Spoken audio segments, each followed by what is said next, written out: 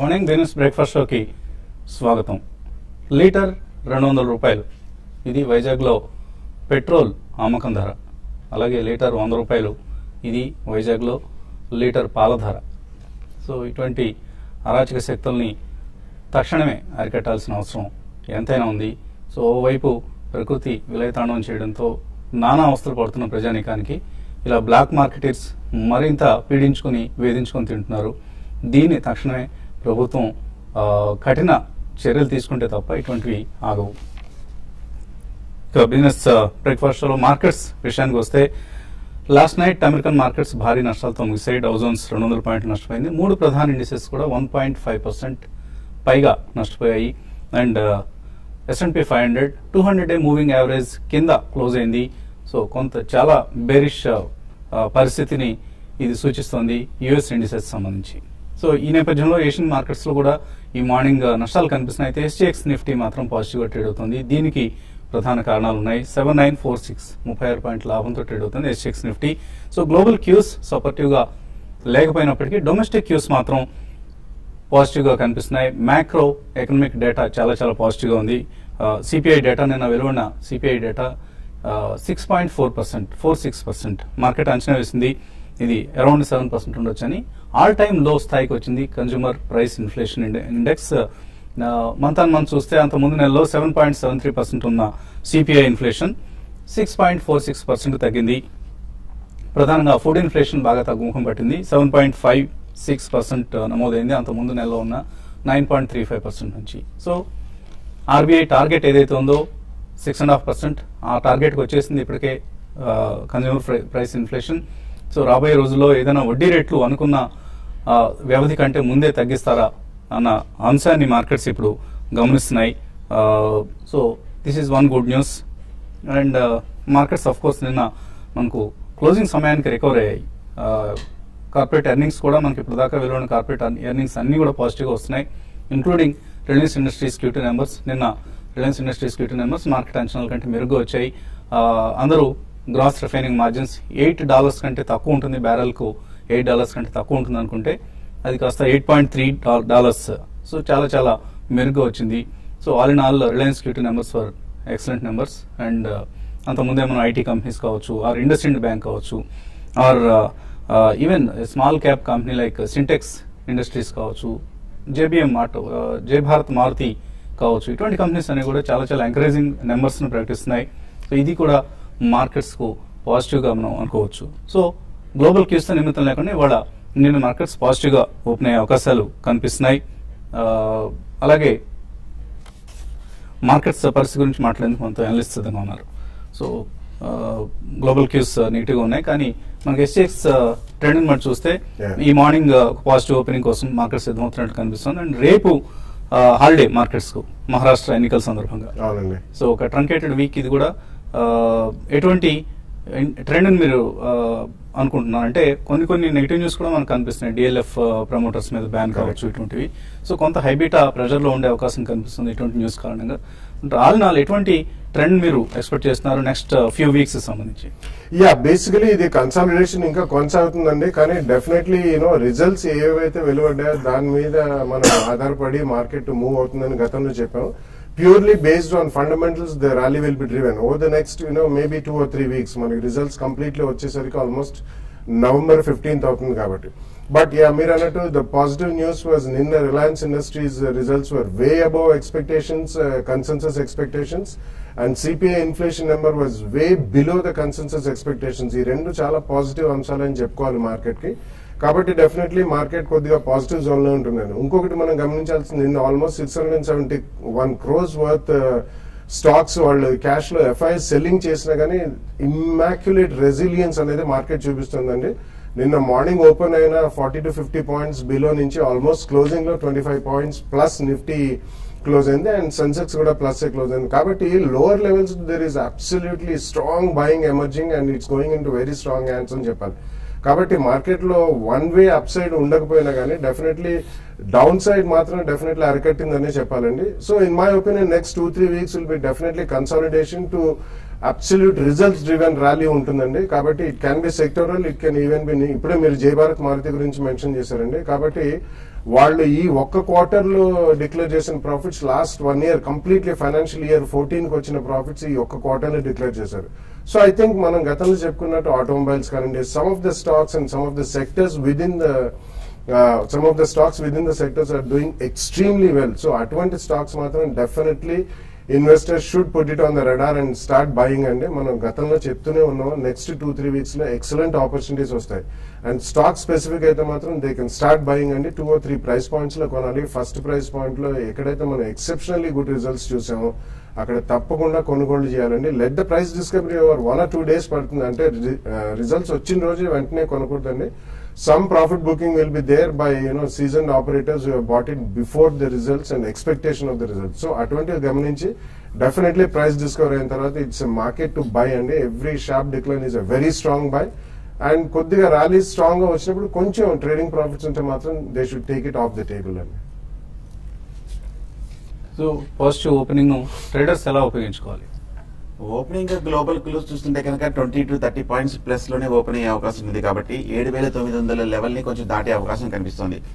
Intraday చూస్తే కనుక 7,930 దగ్గర స్ట్రాంగ్ రెసిస్టెన్స్ కనిపిస్తుంది. అక్కడ ఫస్ట్ అవర్ అంతా కూడా కొంచెం ఒక కాషియస్ ట్రెండ్ లోకి వెళ్లే అవకాశం ఉంది. 7,930 పైన కనుక కాసేపు ట్రేడ్ అయిందంటే మటుకు ఇంట్రాడే ట్రేడర్స్ లాంగ్ పొజిషన్ తీసుకోవచ్చు. స్పెక్యులేషన్ ట్రేడర్స్ అప్పుడు స్ట్రిక్ట్ గా 7,900 కింద స్టాప్ లాస్ పెట్టి హోల్డ్ చేయొచ్చు. But on the whole market short term చూస్తే కనుక కన్సాలిడేషన్ కనిపిస్తుంది. మన లాస్ట్ 2-3 weeks క్రితం మనం చూసాము ఓవర్ బాట్ పొజిషన్ నుంచి మార్కెట్ రియాక్ట్ అవటము. కరెక్ట్ గా నిన్న 7,800 మేజర్ మధ్యకాలిక మీడియం టర్మ్ సపోర్ట్ దగ్గర మార్కెట్ లాస్ట్ 2-3 రోజులు కొంచెం అక్కడ సపోర్ట్ తీసుకొని చిన్న బౌన్స్ బ్యాక్ రావడం చూసాము. బట్ కానీ ఇంకా షార్ట్ టర్మ్ అప్ ట్రెండ్ లోకి ప్రవేశించలేదని చెప్పొచ్చు. ఎందుకంటే నెక్స్ట్ ఫ్యూ డేస్ మనం లాస్ట్ 1 week చూసిన ఒక కరెక్షన్ తర్వాత ఒక కన్సాలిడేషన్ ఫేస్ లో వెళ్ళే అవకాశం ఉంది. ఈ కన్సాలిడేషన్ లో కనుక మార్కెట్ ఫర్దర్ స్ట్రెంత్ చూపించి 8,000 పైన కనుక బ్రేక్అవుట్ అయ్యి దానిపైన కనుక క్లోజ్ అయిందంటే మటుకు షార్ట్ టర్మ్ ర్యాలీ అని చెప్పొచ్చు. సో కాబట్టి నెక్స్ట్ ఫ్యూ డేస్ 8,000, 7,800 ఈ 200 points మధ్యన ఒక టైట్ రేంజ్ లో మూవ్ అయ్యే అవకాశం కనిపిస్తుంది. చాలా front line stocks Reliance capital కానీ, టాటా స్టీల్ కానీ, Reliance infra, Reliance industries, axis bank, HDFC ఇవన్నీ కూడా బాగా కొంచెం కరెక్షన్ అయ్యి ఇప్పుడే కరెక్ట్ గా స్ట్రాంగ్ సపోర్ట్ దగ్గరికి వచ్చి ఇప్పుడే రికవరీ రావడం చూస్తున్నాము. కొంచెం బాగా రిస్క్ తీసుకునే ట్రేడర్స్ ఈ లెవెల్లో కొంచెం లాంగ్ పొజిషన్ తీసుకుని 7,800 కింద స్ట్రిక్ట్ గా స్టాప్ లాస్ అనేది పెట్టొచ్చు. అందువల్ల బులిష్ అండ్ ఎక్స్పెక్ట్ చేయలేము. ఒక మైనర్ పుల్ బ్యాక్ రికవరీ కూడా నెక్స్ట్ ఫ్యూ డేస్ మార్కెట్ లో ఎక్స్పెక్ట్ చేయొచ్చు. అలాగే మ్యూచువల్ ఫండ్ ఎక్స్పర్ట్ దగ్గర ఉన్నారు. అయితే మ్యూచువల్ ఫండ్స్ అనాలిసిస్ లోకి వెళ్ళబోయే ముందు ఇన్ఫోసిస్ టెక్నాలజీస్ అందరికి తెలిసిన కంపెనీ, ఐటీ మేజర్, ఈ మధ్య బోనస్ ఇష్యూని ప్రకటించిన సంగతి కూడా అందరికి తెలుసు. సో ఇది కంపెనీకి 6వ బోనస్ ఇష్యూ. 1993లో 95 రూపాయలు ఇష్యూ చేశారు. 10 రూపాయల ఫేస్ వాల్యూ ఉన్న షేర్లను 95 రూపీస్కు ఇష్యూ చేసిన కంపెనీ ఇది Infosys technologies. Highly professional company. So ఈ కంపెనీ ఇప్పటిదాకా 6 బోనస్ ఇష్యూలు ఇచ్చింది. 1993లో ఒక ఐపీఓ వచ్చిన తర్వాత 95 రూపాయలు అంటే 100 షేర్లు 9,500 రూపాయలకు ఎవరైనా కొనుక్కొని ఉంటే వాళ్ళకి 1994లోనే బోనస్ ఇచ్చారు. 1:1 బోనస్ 200 షేర్లు అయ్యాయి ఆ 100 షేర్లు. 97లో మరొక బోనస్ ఇచ్చారు 1:1 నిష్పత్తిలో, అంటే 400 షేర్లు అయ్యాయి. అలాగే 99లో మరొక 1:1 బోనస్ ఇష్యూ 800 షేర్స్ అయ్యాయి. 93లో కొన్న 100 షేర్లు కాస్త నవంబర్ 99లో ఫేస్ వాల్యూని 10 రూపాయల నుంచి 5 రూపాయలకు స్ప్లిట్ చేశారు. దీంతో ఈ షేర్లు కాస్త 1,600 షేర్లు అయ్యాయి 100 షేర్లు కొన్న వాళ్ళకి ఆ రోజున 93లో. 2004లో 3:1 బోనస్ ఇచ్చారు. దీంతో 1,600 షేర్లు కాస్త 6,400 షేర్లు అయ్యాయి. అండ్ 2006లో మరొక 1:1 బోనస్ ఇష్యూతో 12,800 షేర్లు అయ్యాయి. తాజా బోనస్ ఇష్యూతో 1:1 బోనస్తో 25,600 షేర్లు అవుతున్నాయి. 93లో జస్ట్ 100 షేర్లు కొనుక్కొని అలాగే అట్టు పెట్టుకున్న వాళ్ళకి ఇవాళ ఇన్ఫోసిస్ టెక్నాలజీస్ షేర్ ప్రైస్ చూస్తే మనకి 25,600 షేర్ల విలువ 5 కోట్లకు పైగా కనిపిస్తుంది. మనకు 5,05,00,000 రూపాయల అక్షరాల. సో 9,500 రూపాయలు 93లో అంటే సుమారుగా 21 సంవత్సరాల క్రితం ఇన్వెస్ట్ చేసిన వాళ్ళకి వాళ్ళ 9,500 ఇవాళ 5 కోట్ల రూపాయలు అయింది. ఇటువంటి రిటర్న్స్ ఇంకెక్కడ వస్తాయి? జస్ట్ ఈక్విటీ మార్కెట్స్ మాత్రమే ఇవ్వగలిగిన రిటర్న్స్ ఇవి.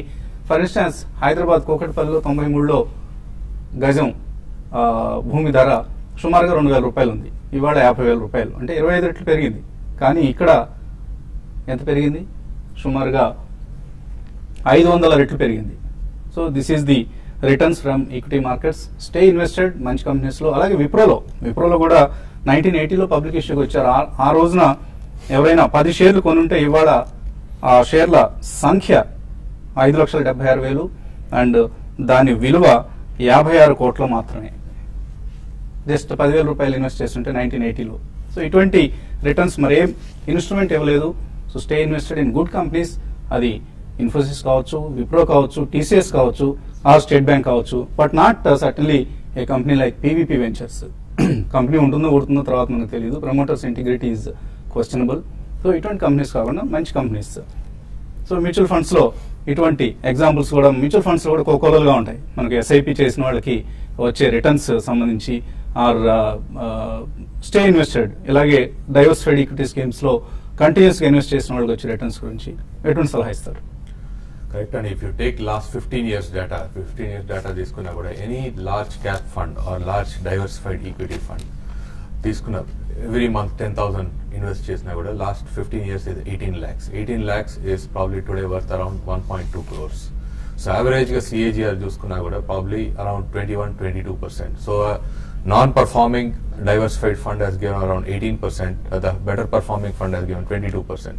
So mutual funds అనేది I think probably for retail investors who do not have market expertise. ఒక Infosys ఎంతమంది తీసుకున్నారో ఎంతమంది అటువంటి కంపెనీస్ ఐడెంటిఫై చేయడం కూడా కష్టం. It's not an easy task. It's not an easy task. So identify చేయడం కష్టం. ఎక్స్పర్టీస్ ఇన్ఫోసిస్ లాంటి కంపెనీలో కాకుండా పీవీపీ లాంటి కంపెనీలో ఇన్వెస్ట్ చేస్తే క్యాపిటల్ కే మోసం వస్తుంది. పీవీపీ కానివ్వండి, మన ఆంధ్రప్రదేశ్ లో you take Deccan granite companies కానివ్వండి, ప్రాబ్లీ అక్వాకల్చర్ కంపెనీస్ కానీ ఇటువంటి చాలా కంపెనీస్ చాలా మంది ఇన్వెస్ట్ చేశారు. కాబట్టి ఒక you have a bad experience. ఆ బ్యాడ్ ఎక్స్పీరియన్స్ తోటి ఏంటంటే చాలా మంది కూడా ఈక్విటీ మార్కెట్స్ దూరంగా ఉంటున్నారు. But otherwise, people who have invested into companies like Colgate-Palmolive or Nestle or probably ITC or some of the good companies, seasoned investors everything last 15 years, 20 years, చాలా మంచి investors చూస్తుంటాం మార్కెట్లో when we come across. So ఇటువంటి investors they only go by dividends. What is a good management, good track record, good dividends. So ఇటువంటి అంత expertise కూడా you have under mutual fund umbrella. So మంచి funds last probably if you take ఒక 20 years track record తీసుకున్నా కూడా మన దగ్గర కూడా 1964లో UTI started off. They have bad experience in investing in to some of the dud or non performing equity schemes of private public sector banks కానివ్వండి, UTI కానీ. But I think in last 15 years ఒక మంచి regulation వచ్చింది and you have everything for investors benefit. So take any good company. So చాలా important ఏంటంటే basic is asset allocation అండి. మీరు అన్నట్టుగా ఈక్విటీలో అలొకేట్ చేయకపోతే even probably retired investor will lose. ఎందుకంటే మనకు CPI తీసుకోండి ఆర్ WPI తీసుకోండి, ఇన్ఫ్లేషన్ అనేది silent killer. So this is going to eat into lot of investors wealth. So equities at least 15-20% or probably ఒక 30% వరకు ఇన్వెస్ట్ చేస్తే బాగుంటుంది. So asset allocation is very important. మీరు గోల్డ్ లో invest చేయండి, real estate లో invest చేయండి, equities లో ఇన్వెస్ట్ చేయండి, ఫిక్స్డ్ డిపాజిట్ లో ఇన్వెస్ట్ చేయండి. But asset allocation me risk profile బట్టి మీ risk how much you can take risk is very important. So అన్ని దానిలో ఇన్వెస్ట్ చేస్తే బాగుంటుంది. So put eggs in two different baskets. Okay. And Gurupratap Reddy Eluru నుంచి కాలర్ లైన్ లో ఉన్నారు, కానీ మనకు బ్రేక్ తీసుకోవాల్సిన సమయం ఇది. సో గురుప్రతాప్ రెడ్డి కాల్ని బ్రేక్ తర్వాత తీస్తున్నాం.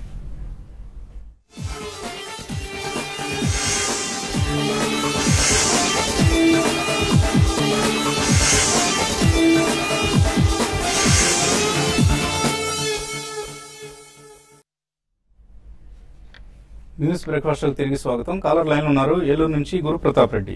Hello. Good morning Vasanth garu. Good morning అండి. Thank you for your inspiring details about investing in IT companies. Not just IT companies అండి, గుడ్ కంపెనీస్. Good companies. ఇలాంటి ఇన్స్పిరేషన్ ఉంటేనే కొంచెం అంటే పడినప్పుడు కూడా కొంచెం ధైర్యంగా ఉంటుంది ఇన్వెస్టర్స్ కి. అవునండి. So that's a good selection sir. Anyway నిన్న సింటెక్స్ 20% పెరిగిందండి. అవునండి. అది నేషనల్ ఛానల్ ఏమో రిజల్ట్స్ బాగున్నాయి కాబట్టి పెరిగిందన్నారు, మనీ కంట్రోల్ ఏమో బ్లాక్ డీల్ జరిగిందన్నారు. సరే ఏదైనప్పటికీ మరి ఇంకా దానికి కొన్ని రోజులు హోల్డ్ చేయొచ్చు. నా దగ్గర 300 షేర్స్ ఉన్నాయి. అవి ఏ రేట్ లో కొన్నారు? నేను 82 యావరేజ్ లో కొన్నానండి. సో ఆయన ప్రాఫిట్ బుక్ చేసుకోవచ్చా? సింటెక్స్ లో హోల్డ్ చేయొచ్చా?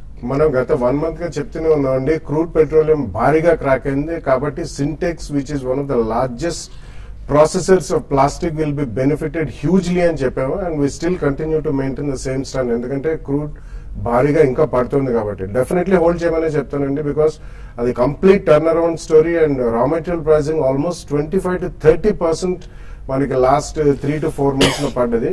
So it's a good company, please continue to hold that. So technical కూడా చాలా స్ట్రాంగ్ గా కనిపిస్తుంది. 30-day and 50-day moving average పైన క్లోజ్ అయింది నిన్న. So another new high touch చేసే అవకాశం కనిపిస్తుంది సింటెక్స్ ఇండస్ట్రీస్. శ్రీధర్ తర్వాత కాలర్. హలో. ఓకే అండి, శ్రీధర్ కాల్ కట్ అయింది. సింటెక్స్ టెక్నికల్లీ ఎటువంటి లెవెల్స్ టచ్ చేసే అవకాశం ఉంది? మనం లాస్ట్ కపుల్ ఆఫ్ వీక్స్ గా చూస్తే కనుక 100 రూపాయల నుంచి 70 రూపాయల వరకు 30% పడి నిన్ననే కొంచెం వాల్యూమ్స్ తోటి ఒక మేజర్ అప్సైడ్ బ్రేక్అవుట్ రావడం జరిగింది. మనం last 1 or 2 weeks major high అయిన 80 రూపీస్ కూడా అవలీలగా బ్రేక్అవుట్ రావడం జరిగింది. కాబట్టి షార్ట్ టర్మ్ మీడియం టర్మ్ రెండు బులిష్ గానే కనిపిస్తుంది. కాకపోతే ఈ లెవెల్లో ఏమాత్రం కొంచెం నిలబడితే కనుక సింటెక్స్ నా ఉద్దేశం రీసెంట్ హై అయిన 100 రూపాయలను ఒకసారి పరీక్షించే అవకాశం కనిపిస్తుంది. హోల్డ్ చేయండి. షార్ట్ టర్మ్ అయితే కనుక 75 కింద మటుకు దిగి 1 or 2 days క్లోజ్ అవుతే కొంచెం మైనర్ వీక్నెస్ చూడొచ్చు. సో హోల్డ్ చేయండి. నెక్స్ట్ టార్గెట్ 100 రూపీస్ వరకు వెళ్ళే అవకాశం ఉంది. శ్రీనివాస్ రెడ్డి కరీంనగర్ నుంచి. హలో. హలో హలో అడగండి. సార్ ఇది పత్తిదార్ బిల్డ్కాన్ అని కంపెనీ ఉందండి.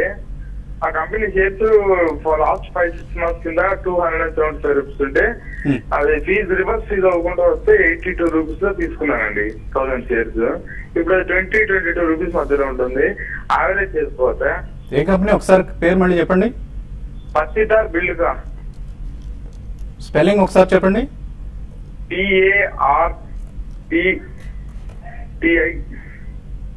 PARTIDAR పత్తిదార్.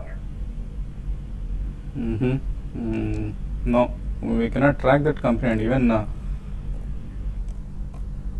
so maybe తర్వాత సెషన్స్ లో ఏదైనా మాకు ఇన్ఫర్మేషన్ తెలిస్తే మీకు ఇన్ఫార్మ్ చేసే ప్రయత్నం చేస్తాం. తర్వాత కాలర్ భువనేశ్వర్ నుంచి గుప్తా. హలో. గుడ్ మార్నింగ్ అండి. గుడ్ మార్నింగ్ అండి. గుడ్ మార్నింగ్ ఎవ్రీబడి అండి. మాకు గద్రేజ్ ఇండస్ట్రీస్ గురించి. హలో.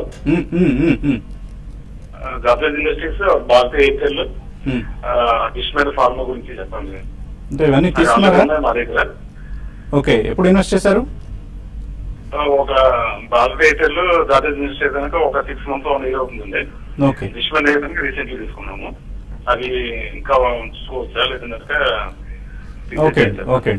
సో ఈ 3 కంపెనీస్ హోల్డ్ చేయొచ్చా? యా, డిష్మన్ డెఫినెట్లీ హోల్డ్ చేయొచ్చండి. భారతి హోల్డ్ చేయొచ్చు. It's a good company, but you have to keep trading in that, not a high profile trading definitely, because it's a large cap company and with a huge equity. So telecom companies లో ఎప్పుడు మనకి majorly multi bagger sort of investment ideas దొరకండి. So whenever ఇప్పుడు quarterly results కానివ్వండి, ఏదైనా news driven ఒక spurt వచ్చినప్పుడు తప్పకుండా అమ్మే మీరు లోలో కవర్ చేసుకుంటే యావరేజ్ కాస్ట్ తగ్గుతుంది. Dishman I think you should hold it for next 1 or 2 years, because Dishman next 1 year లో మేజర్ డెడ్ బర్డెన్ అదని తీరిపోయి అండ్ వాళ్ళకి ఆంకాలజీ సెక్టర్ లో 1 or 2 బిగ్ మాలిక్యూల్స్ రిలీజ్ చేస్తున్నారండి. It's a good company. CRAMS లో it's one of the top 3 companies in India. You can continue to hold Dishman pharma. So ఇందాక అడిగిన caller అడిగిన company పేరు పాటీదార్ బిల్డ్కాన్ అనుకుంటాను. సో 52-week లో దగ్గర ఉందండి. It's fundamentally very weak company and just 13 crore market cap company. 166 is the PE, price to earnings ratio. So చాలా weak company అండి. ఇట్స్ ఇందాక రామ్ ప్రకాష్ గారు అన్న భాషలో చెప్పాలంటే dead stock. So don't invest in such companies అండి, చాలా కేర్ఫుల్ గా ఉండాలి. రవీంద్ర తర్వాత caller. Hello. Good morning sir. Balasubrahmanyam గారికి, వసంత్ గారికి very good morning. Good morning, అడగండి. మనకి డిఎల్ఎఫ్ 157 లో 1000 షేర్స్ ఉన్నాయండి. ఓకే. ఇప్పుడు ఇది బాగా పడింది కదా, 37 ఆ ప్రాంతంలో యావరేజ్ చేయమంటారా, లేకపోతే ఈ ఇన్వెస్ట్మెంట్ ని హోల్డ్ చేయమంటారా, లేకపోతే బయటకు వచ్చి వేరే కంపెనీ షిఫ్ట్ చేసుకోమంటారా? చెప్పండి సార్. బాగా మీరు ఇవాళ వార్త గమనించారా? ఓకే, కాల్ కట్ అయిపోయింది. సో డిఎల్ఎఫ్ లో నెగిటివ్ న్యూస్ వచ్చిందండి. వాళ్ళని క్యాపిటల్ మార్కెట్స్ నుంచి నిషేధిస్తూ 3 సంవత్సరాల పాటు నిషేధిస్తూ సెబీ ఉత్తర్వులు జారీ చేసింది. చాలా చాలా నెగిటివ్ డెవలప్మెంట్ ఇది కంపెనీకి. ఇది 3rd లీగల్ ఛాలెంజ్ ఎదురైంది కంపెనీకి. Yeah, last 5 years నుంచి continuously have been saying about DLF or Unitech or majority of the companies అండి, because 2006-07 లో లాస్ట్ బూమ్ లో ఎక్కడైతే వీళ్ళు ఐపీఓకి వచ్చారో ఐపీఓ డ్రాఫ్ట్ ప్రాస్పెక్టస్ లోనే వాళ్ళు చేసిన అవకతవకలు నిన్న సెబీ వాళ్ళు అది పాయింట్అవుట్ చేసి ఆల్మోస్ట్ ఆల్ ద ప్రమోటర్స్ ని కూడా 3 years నుంచి బార్ చేశారు. అపార్ట్ ఫ్రమ్ దాట్ ఇటువంటి వాళ్ళు లాస్ట్ బుల్ రన్ లో వాళ్ళు కొన్న అసెట్ బేస్ అంతా they are still carrying at the same cost. So please stay away from real estate companies, and we have been requesting for not only one, not all the real estate companies. No, most of the companies. Andalo manam we have been recommending something like a Shobha Developers or a Godrej Properties. It there are good companies. So DLF, Unitech, ipadi kuda I think you should definitely come out of the stock and have some bold nature to book losses. Come out and invest in some other good, maybe auto ancillary or maybe a mid-cap IT company or a pharma company or even a housing finance company. So averaging అయితే చేయదంటారు. Definitely no, you should come out of the stock and see series of negative news వస్తున్నాయి, not only one. Yes. So I don't think they కోలుకోవడం అంత easy కాదండి. అలాగే జగన్నాథ్ నాయుడు అడుగుతున్నారు, Cipla hold చేస్తున్నారు, ఆయన 5% loss లో ఉన్నారు, ఎగ్జిట్ కావచ్చు ఇక్కడ. అంతక్రితం భారీ ర్యాలీ చూసాము. భారీ ర్యాలీ తర్వాత ఈ మధ్యనే కొంచెం లాస్ట్ 1 week కొంచెం హైయర్ రేట్ లో కొంచెం 630, 640 దగ్గర కొంచెం రెసిస్టెన్స్ ఫామ్ అయ్యి కొంచెం తగ్గడం జరిగింది. బట్ ఓవరాల్ గా ఇది ఒక షార్ట్ టర్మ్ కరెక్షన్ గా భావించవచ్చు. నా ఉద్దేశం ఓవరాల్ గా ఫార్మా సెక్టర్ కూడా బులిష్ కనింది, సిప్లో కూడా బులిష్ కనింది. ప్రస్తుతానికి అయితే హోల్డ్ చేయండి. శివకుమార్ అడుగుతున్నారు, అక్టోబర్ కాల్ తీస్తున్నారు SBI 2700 లో, ఏం చేయాలి ఇప్పుడు? ఓవరాల్ గా లాస్ట్ 1 week చూస్తే కనుక బ్యాంక్ స్టాక్స్ అని కూడా కొంచెం పాజిటివ్ గా ఉంది. SBI కూడా మనం చూస్తే 2360 రూపాయల నుంచి కొంచెం ఒక 2500 వరకు ఆల్మోస్ట్ కొంచెం పెరగడం జరిగింది. నా ఉద్దేశం ప్రస్తుతానికి హోల్డ్ చేయండి. బట్ బులిష్ గా కాకపోయినా స్వల్ప ప్రాఫిట్ వస్తే కనుక నెక్స్ట్ ఫ్యూ డేస్ ఎగ్జిట్ అవడం వచ్చింది. రాజేష్ బాబు అడుగుతున్నారు, ఫ్రాంక్లిన్ బిల్డ్ ఇండియా, అలాగే Franklin India small companies, HDFC mid cap opportunities, ICICI flow, ఇటువంటివన్నీ SIP చేస్తున్నారు ఆయన. సో ఈ ఫండ్స్ అన్ని కూడా 2.25% ఎక్స్పెన్స్ రేషియోలో ఉన్నాయి. ఇది కరెక్ట్ అంటే ఎలా తీసుకోవాలి దీన్ని, ఈ అంశాన్ని? Franklin India, build India, HDFC mid cap opportunities రెండు కూడా మిడ్ క్యాప్ ఫండ్స్ అండి. And smaller companies fund I think ఇది mid cap and small companies. ఆయన అడుగుతుందంటే లో ఎక్స్పెన్స్ రేషియో ఉన్న కంపెనీస్ ఫండ్స్ ఏమైనా కనిపిస్తున్నాయి?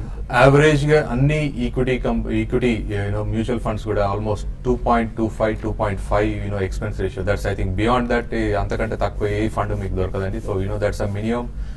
ఎందుకంటే ఎక్స్పెన్స్ రేషియో తోటే మీకు అసెట్ మేనేజ్మెంట్ ఫీజ్ కానీ, ఏది మేనేజ్మెంట్ కానీ ఆర్ డిస్ట్రిబ్యూషన్ కానీ అన్ని it's minimum which they will be charging. So beyond this in India in fact this is the lowest fees across.